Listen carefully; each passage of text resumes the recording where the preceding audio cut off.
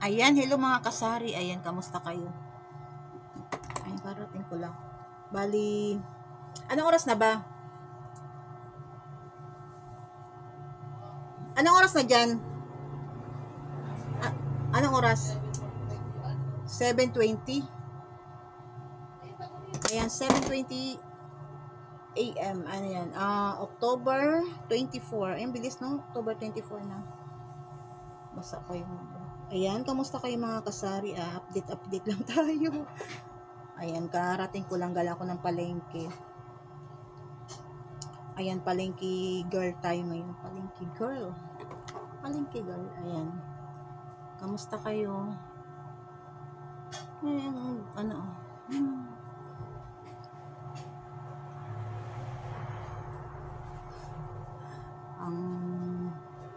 ayan, mayroon pa dito.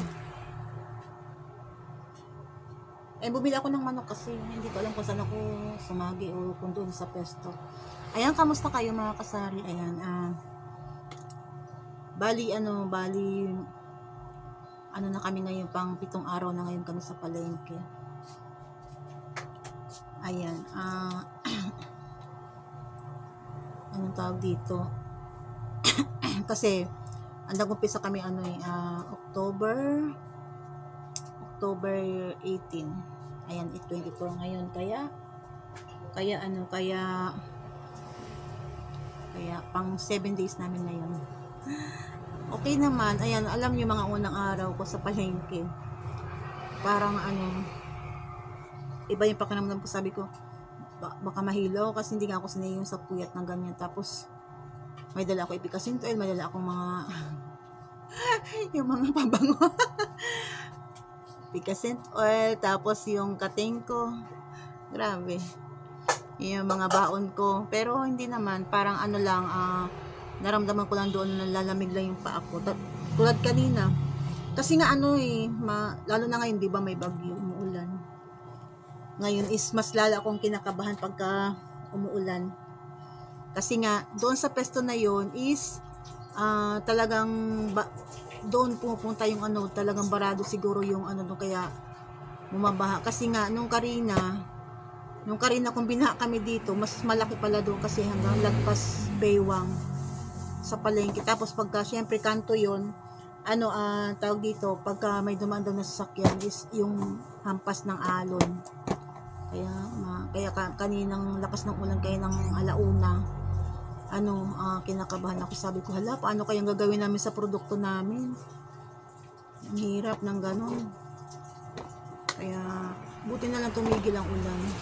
Kasi nung nakarang araw umuulan, kahapon ulan lang, tapos yung ang bilis tumaas ng tubig, tapos mabilis din naman mawala. Tapos pagka ganun, parang babasain ka lang tapos mawawala na yung tubig. Parang kasi doon banda wala, yung sa lang namin, sa may pwesto lang namin, parang doon lang talaga yung ng tubig, yung kanto na yun, parang mababa. Ayun, kwento lang yung mga nandoon, kasi yung Karina ganun naranasan nila. Kaya sabi ko, hala, parang kinakabahan talaga ako. Pero hindi ko alam kung paalis na yung bagyo ngayon. Grabe. Okay lang din naman. Okay lang naman sa palengke. Mas maganda sa palengke pagka alauna hanggang 3:00, mas okay. Parang iba yung ng energy mo. O sabagay, siguro dahil lang sa may ginagawa ka.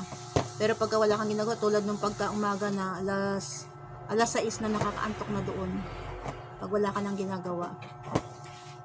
Ayan. Kaya parang lang talaga doon pagka kasi yung mga bastain namin doon na nagbabasa sa palengke. Hindi na dito sa bahay. Ayun, kaya lang ako doon kasi syempre mga nagdi-deliver ganyan, nakikita ko yung mga dami yung nakikita doon. Nakikita ko yung mga baboy gano'n na na ang lalaki, tapos mga 1 drum na dugo. Bumabaliktad yung sikmura ko, kaya kaya hindi ko na lang tinititigan talaga Hindi ko na tinitingnan yung mga baboy na parang nakakaawa. Pero kung kakain din naman, hindi, parang Parang naiisip ko, araw-araw ang dami palang namatay na baboy. Ang lalaki nila, ang lalaki. Tapos sabi ko nga, naghihiwa-hiwala na yung katawan nila. Parang iba yung pakiramdam ko. So, ayan, maraming salamat nun sa mga dumaan sa pwesto namin, ganyan. Kasi, syempre, parang excited din sila, ganyan, support nila, ganyan. Meron naman, hindi, parang wala lang, ganyan, dadaan lang, parang hindi ka nakita, ganyan.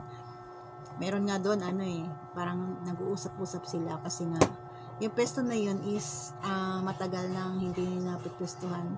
Tapos, siguro, hindi minsan, may nagpipwesto, tapos umalis din, kasi nga, maliit lang siya na pwesto, tapos mahal pa yung upa, ganon.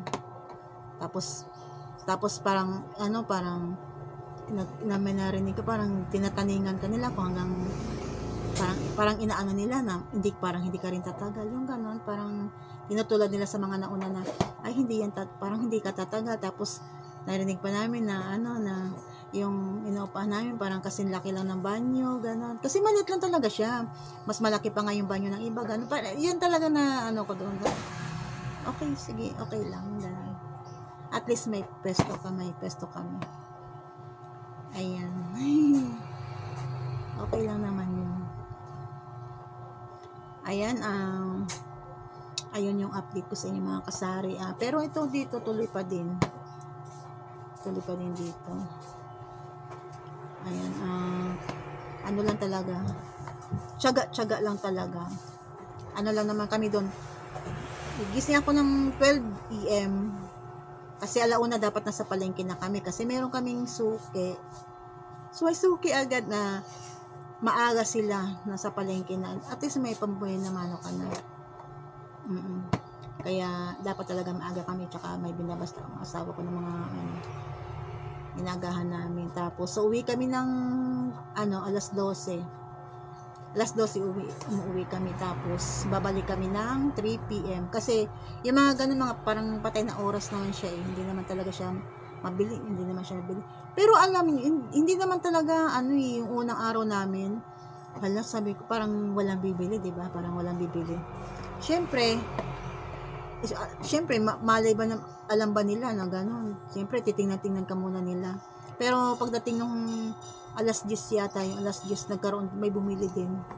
O kaya nga, ina-expect na namin na baka masiro kami sa isang araw na yun, ganyan. Parang baka walang bibili. Pero meron din talaga, kaya pasalamat talaga kami na meron din talagang bumili. Maano na naman, madilim na naman. Signal number 2 yata dito Kaya wala na ako masyadong alam sa hindi na wala naman kaming TV, cellphone. Pagka nasa labas ako, wala akong load. Ayan, kaya go lang. Ayan, subukan natin yung buhay palengke na ganun. Sana maging okay, ganyan. Pero ang kagandahan kasi October pa lang ngayon hanggang mag-December, diba? Ang kagandahan kasi sa palengke sa December. Kaya at least ngayon nalalaman na nila na may pwesto. Pero mahirap pala talaga sa palengke, alam nyo. Pag wala kang kakilala, pag walang suki, mahirap. Kasi tulad yan, halimbawa kami, basta na lang kami nagpwesto dun sa pwesto na yon. Tapos wala kaming kakilala, wala kaming binabastaan, wala kaming pinag-anuhan ng order. Mahirap. Para ka mga ngapa sa araw-araw. Mahirap. Ayun, kaya swerte pa rin sa kami. Ayan o. Madumi. Tapos nung nakaraang araw, nahulugan ako ng longganisa. Magtitimba ako ng longganisa, nakasabit na hulog. Tapos sabi ko, hala, ang dumi ng ang dumi ng damit ko. Pala, okay lang pala yun kasi nasa palengke ka naman. Pinunasan ko na ng tissue. Nakakapanibago, pero okay naman siya. Mas nakakaantok siya, pero magigising ka pag may bumibili. Parang ang mo pagka may bumibili, magigising ka talaga. Parang kasing excited ka, may bumibili, ganyan. Minsan antok-antok talaga ako, ano talaga ako. Andun lang pa naman ako sa labas kahit na pag-antukin kapag nasa labas ka lang. Kasi squatter lang kami doon. Kasi syempre saan ka pupunta?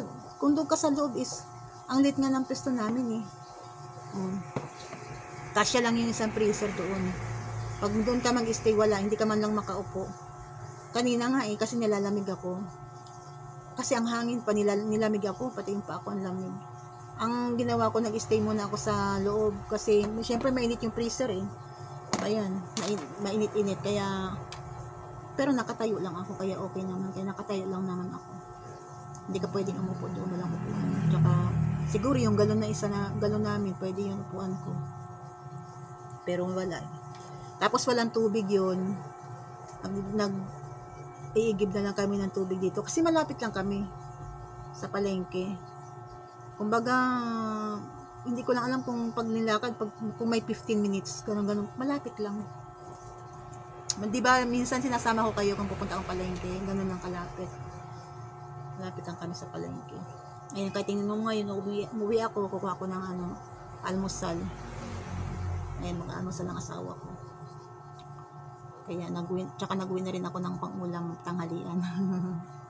Ayan, squatter kami sa palengke. Kasi andun na kami sa labas. Parang kami lang yung, pero yung iba ganun din naman eh. Pag maliit ang pwesto, nasa labas lang din sila eh. Kasi punong-puno ng paninda sa loob. Ganun. Wala eh, ganun talaga. Squatter lang tayo. Kaya, laban lang, go lang tayo, diba?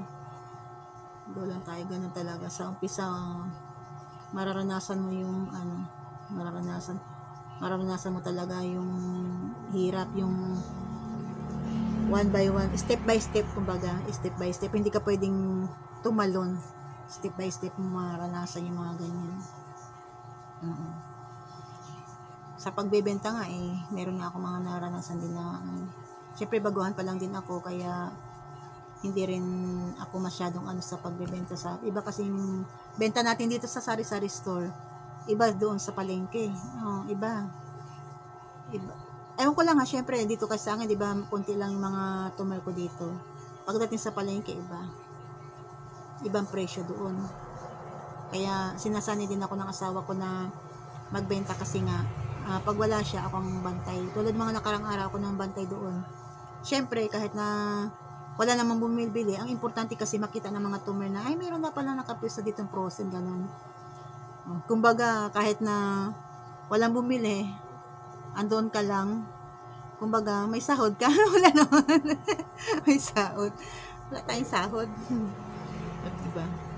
Poster, Ayan. Ayan ang update ko sa inyo mga kasari. Nagkwento-kwento lang ako. Sa susunod, marami pa ako ikikwento sa inyo. Ayan, bye!